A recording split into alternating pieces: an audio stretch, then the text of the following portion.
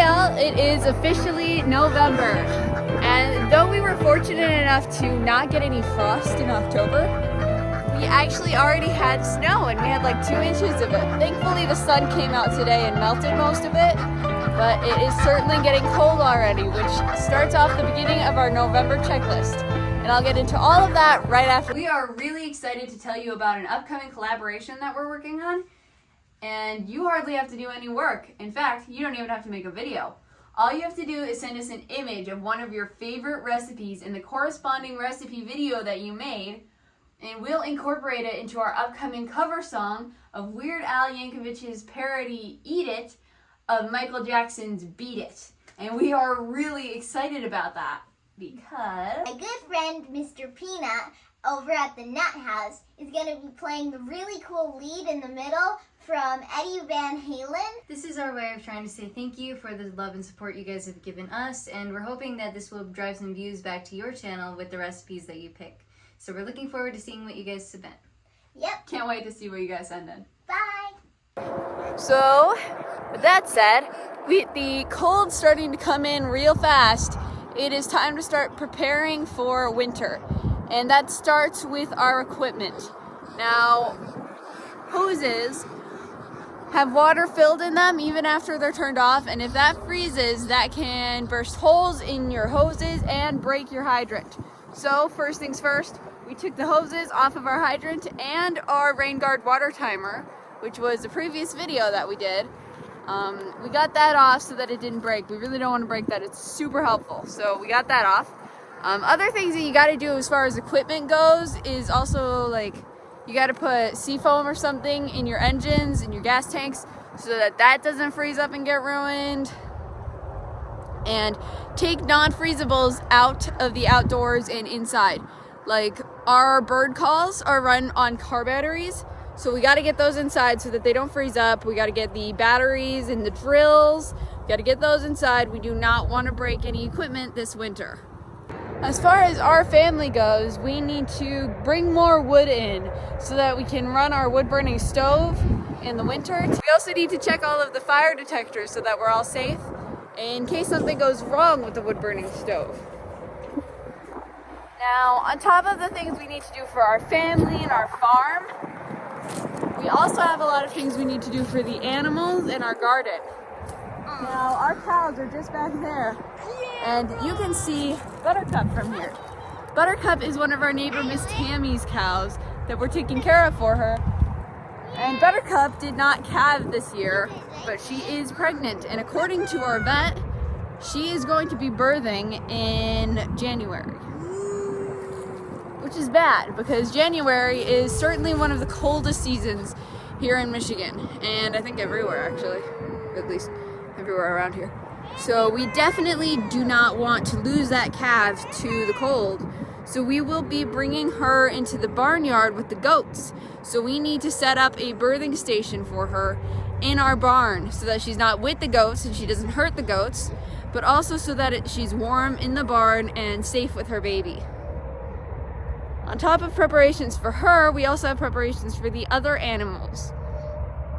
Now, the ducks, I already set up a lot of new things for their home, which I talked a little bit about in the last update video. And so there's less draft getting in there, but I need to get shavings in there soon, especially with the snow coming so early. I need to get shavings in there. I need to work on fixing up the chicken area so that they don't have as much draft coming through in their pen, and I want to figure something out so that I can easily shovel paths. Last winter I was shoveling paths through the snow for the birds, and that was a little bit tedious, so I need to work on that. I need to make sure we still have pet safe salt that I can put in front of the doors for the barn and things that won't hurt our animals. I need to make sure we still have that from last year. And I also need to work on making sure everyone else in the bird area is safe. And I have a big idea coming up with the bird area that I'm going to talk about later. I'm out here with Bunkie and we're about to start planting all the garlic. Our dad is Italian, so as half Italians, we naturally put garlic in everything. We put garlic in our pasta, we put garlic in our soups. Garlic is a huge part of our recipes. I mean, I even put garlic in garlic powder in my mac and cheese once, and that was good. She like Garlic- drenched mine, and then I drenched That was an mine with accident. milk. Yeah, I accidentally added too much garlic powder to hers. in my mac But and garlic is just overall amazing. I mean, the aftermath breath isn't, but so worth it. cheese. So it looks like we only have a little bit of garlic today. We got 5 heads. I'd say make 5 or so rows at least. So Trie, Yes, Bunkie. are you still thinking about letting me have some more birds? Yes, I'm still thinking about it. Bunkie is 10 years old this year. Not quite yet, but soon. And she, I mean, at her age, KK already had some goats, and I already had my birds.